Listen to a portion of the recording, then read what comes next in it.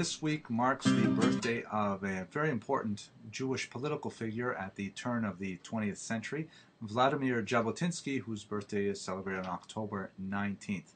Let's have a look at his life and work, and specifically his impact on Jewish and especially Israeli politics.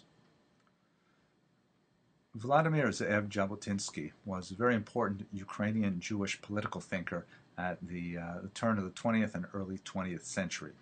He was a journalist educated in Western Europe and then returned to Ukraine, where he was based specifically in Odessa, and he spent a lot of time there in the world of politics, where he became a very ardent Zionist, participating in the 1903 World Zionist Convention, where, among other things, he voted along with the Russian delegates in the rejection of the Uganda proposal.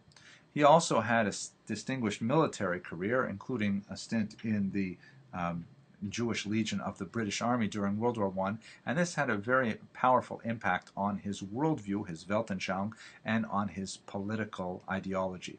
So let's do something really bold here, and let's try in the space of just a couple of minutes to convey an early 20th century Jewish political primer. This is going to be complicated, but if you look at this symbol here, you'll see that like conventional political spectrums, the Jews had a political spectrum that extended from left to right, from socialism to capitalism. But since nothing Jewish is simple, there's also a y-axis that indicates political parties' orientation to Zionism on the one hand, or diaspora nationalism on the other hand.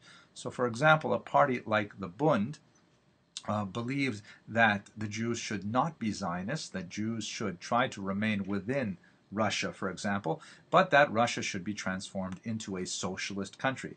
That's why the Bund is between the two axes of socialism and diaspora nationalism. They're found in that quarter. Another party, very small in nature, the Bund was actually quite large, was the Volkspartei, that believed that Jews should stay where they were currently living. They disagreed with the entire Zionist venture, but they felt that Jews should engage in essentially a capitalist type of society. The general Zionists, or Allgemeine Zionisten, believed that Jews should definitely strive to create a homeland in the Middle East, and that homeland should be capitalist in nature. And finally, the Poale Zion and other socialist Zionist parties believed that certainly Jews should move to Israel, but once they got there, it would be a shame if they created just another capitalist country. They should rather create a socialist country in Israel. Now, if you thought that was complicated, there's also a z-axis that I was scared to put on earlier, but it looks something like this. These are the religious parties. You have a party called the Agudat Israel that believed at the time that Jews should definitely stay in Israel. They felt that there were lots of ideological problems with Zionism, and that Jews should certainly stay far away from socialism because of its anti-clerical attitude.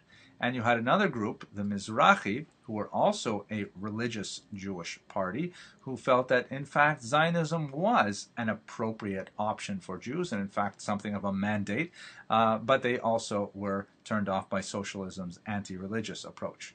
So within this tremendous mess of politics, you have the so-called revisionist party, which was Jabotinsky's creation.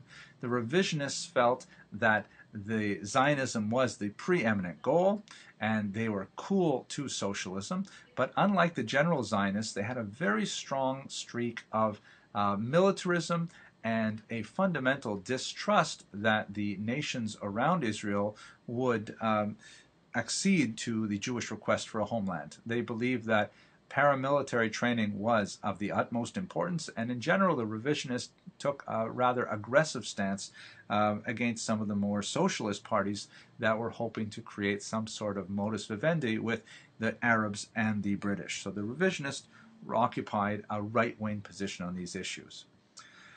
Jabotinsky went on to found also Beitar, a youth group that was based on revisionist principles, and he had a very profound impact on political movements such as the Likud and movements even further right in Israel. He was, ironically, one of the only Jews to predict the Holocaust in the 1930s, although he believed that it would occur in Poland, not in Europe, not in Germany.